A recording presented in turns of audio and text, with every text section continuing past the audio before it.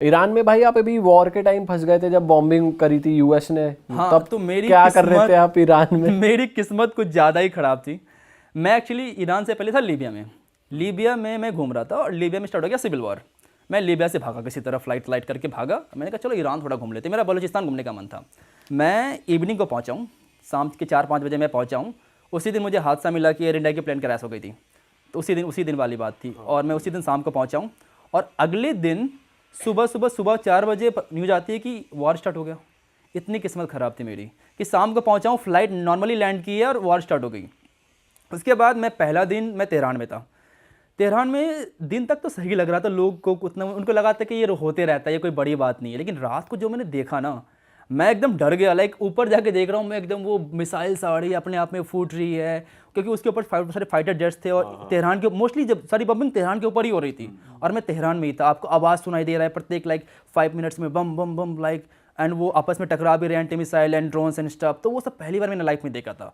हालांकि उतना डर नहीं लगा, मुझे लगा ये तो किस्मत की बात है, अगर किस्मत मेरी अच्छी रही तो कुछ नहीं होगा, अगर नहीं रही तो मेरे हॉस्टल पे बम गिरने वाला है। तो मैं 1-2 दिन वहाँ पे रहा, फिर मैंने कहा चलो यहाँ से निकलते हैं। तो फिर मैं पास वाली सिटी में चला गया।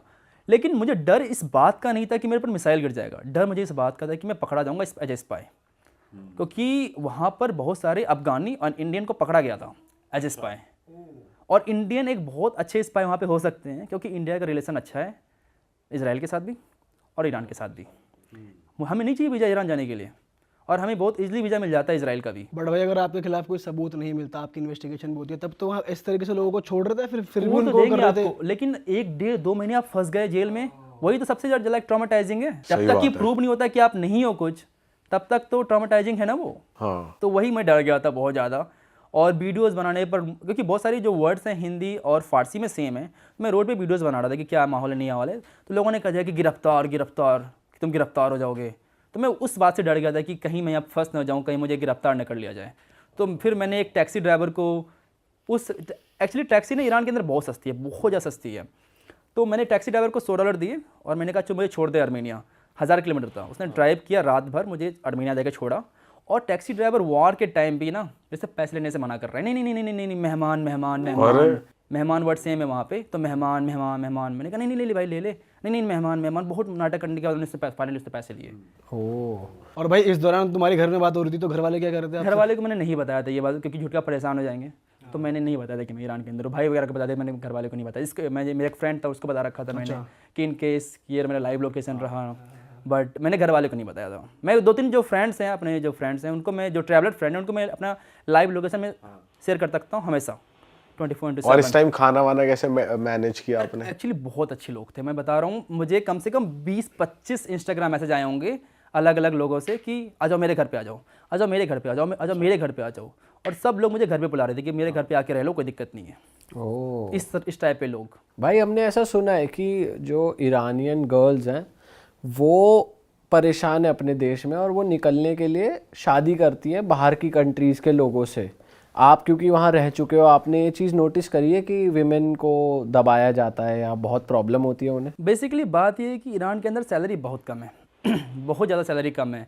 आप मेहनत करोगे कि महीने आपकी सैलरी $25, $30, $50 तक आपकी सैलरी है। $50 कितने होते हैं? 4000 रुपये महीने का। और तो वो 4000 रुपये में कुछ भी कर लें, बाहर नहीं निकल पाएंगे। कंट्री बहुत ज़्यादा सस्ती है, बहुत ज़्यादा सस्ती है। लिटरली मैं पेट्रोल कितने $2 लीटर है, $2 वहाँ पेट्रोल होगा और गाड़ियाँ सस्ती मिल जाती है। आपको टैक्सी, आपको 10 रुपये की टैक्सी मिलेगी। कहाँ मिलती है इंडिया में 10 रुपये की टैक्सी? आपको जाना है 10 रुपये में आप चले जाओगे 5-5 किलोमीटर, 10 किलोमीटर। मेट्रो 2 रुपये की है, तो सस्ती इंडिया से, बहुत सस्ती है इंडिया से वो। तो इसलिए सैलरी भी कम है, लेकिन अब वो बाहर नहीं जा पाते इंडिया से। तो इंडियन जब जाते हैं, उनकी सबसे बड़ी प्रॉब्लम पासपोर्ट उनका बहुत ज़्यादा वीक है। हम कंप्लेन करते रहते हैं कि इंडियन पासपोर्ट वीक है, कंपेयर टू उनका पासपोर्ट देखो इतना वीक है, कहीं जा ही नहीं सकते बेचारे। सही बात, कहीं नहीं जा सकते बेचारे। करेक्ट।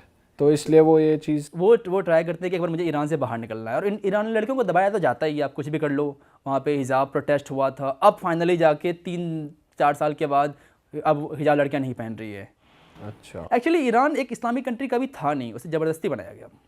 1979 इस्लामिक रिवॉल्यूशन आया, उसके बाद ईरान इस्लामिक कंट्री बनी। उससे पहले तो वो काफ़ी ओपन कंट्री थी। हाँ, उसकी वीडियोस आती है ना भाई। Afghanistan for example, Afghanistan is the party place like Bangkok 1970s में। अच्छा। काबुल सुना है कि बैंकॉक की तरह पार्टी प्लेस था ये।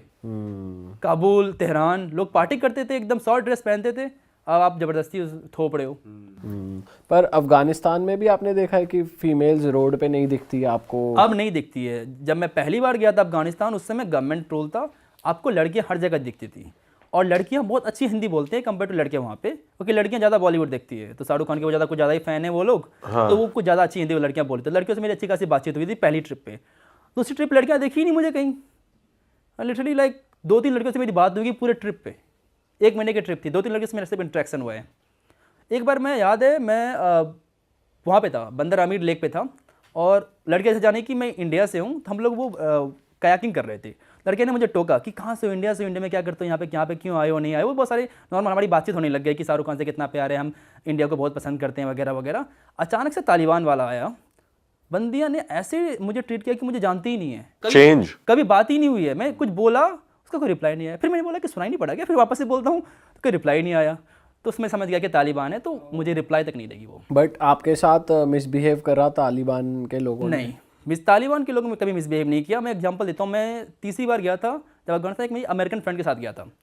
तो एक लड़का था, प्रोबेबली 22-23 साल का होगा, तो वो मेरी फ्रेंड जो थी सेल्वी, उससे बात कर रहा था कि कैसा है अब US, जस्ट इंटरेस्टिंग, लाइक कि जैसे ही हम फॉरनर से बात कर लेते हैं कि अच्छा कहाँ से हो आप, वही बस कर रहा था वो। तालिबान आया, बंदे को बंदूक के पीछे पूरा मारा। तो कैसे बात करे लड़के से, तो कैसे बात कर सकता है लड़के से। और मुझे को वार्न किया, तालिबान ने बोला कि इसको बोलो किसी बंदे से बात नहीं करे, सिर्फ तुमसे बात कर सकती है बस। और लेट सपोज कि हम लोग कहीं जा रहे हैं ना, उसको तालिबान हॉस्पिटल बोलते थे, तो तालिबान बोलते थे कि अच्छा इसको तुम्हारे दोस्त को कुछ खाना है, डायरेक्टली उससे नहीं पूछ रहे, मेरे से पूछ रहे हैं, तुम उसको बोलो, फिर मुझे वो रिप्लाई करेगी, फिर वो मैं उसको बोलूँगा। वो भी परेशान, नहीं परेशान कि डायरेक्टली पूछ ले यार, साथ में है। हाँ। मुझे गूगल घुमा रहे हो बार बार। तो लड़कियों को लेकर थोड़ा हैं, बहुत ज़्यादा हैं। और भाई आप ईरान की करेंसी के बारे में बता रहे थे कुछ? भाई ये मान के चलो, मैं गारंटी से कह सकता हूँ भाई, जो ईरान जा रहा होगा, ठीक है, वो दिल पर हाथ रख ले या मुझे DM कर सकते हैं, सबके साथ स्कैम होता है। 99% स्कैम होता है, ये खुला स्कैम है भाई। और आपने सही याद दिला दिया कि इसके बारे में बात करनी चाहिए। वो इसलिए क्योंकि जब आप करेंसी की बात करते हो तो गूगल पे सर्च करोगे आप, या गूगल पर करेंसी है, इंडिया के लिए 15 दिन का वीज़ा फ्री होता है। आप वहाँ पहुँच गए, सबसे पहले एयरपोर्ट पे जाकर क्या करोगे, क्योंकि आपको पता है कि यहाँ पर US ने सेंक्शन लगा रखा है, आपका ATM काम करेगा नहीं, क्रेडिट कार्ड काम करेगा नहीं, कुछ काम नहीं करेगा, तो आप क्या लोगे, आपके पास डॉलर लेके जाओगे आप। अब डॉलर को आप वहाँ तो चेंज कराओगे, चाहे आप $50 कराओ या 20 कराओ, लेकिन आप एयरपोर्ट पर कुछ तो चेंज कराओगे। टैक्सी तो चाहिए, ठीक है, कुछ तो चाहिए होटल जाने के लिए, हाँ बहुत सारी चीज़ें। तो वो आप गूगल पर जब सर्च करोगे तो वहाँ पर आपको ऐसे मिल जाएंगे, इस तरह दलाल होते हैं ना घूमते हुए। एक तो मेरी वीडियो में भी था, वो वीडियो में भी आ रहा है और सिंपैथी दिखा रहा है, उसने मेरे साथ स्कैम करा $300 का। अच्छा, मतलब मुझे करेंसी चेंज करानी थी, तो भाई मैंने करेंसी चेंज कराई अपनी। तो $100 के अगर गूगल पे रेट देखोगे तो आपको मिलेंगे 42 मिलियन। वहाँ की करेंसी कैसी है कि आप जैसे करेंसी देख सकते हो मेरे ब्लॉग में, इस करेंसी पे ऊपर क्या लिखा हुआ है, 10 लाख। वहाँ का जो नोट है उस पर 10 लाख लिखा हुआ है, ठीक है। अब ये करेंसी है, आपको 42 नोट मिलेंगे ऐसे $100 के, ये होगा 4 करोड़ 20 लाख।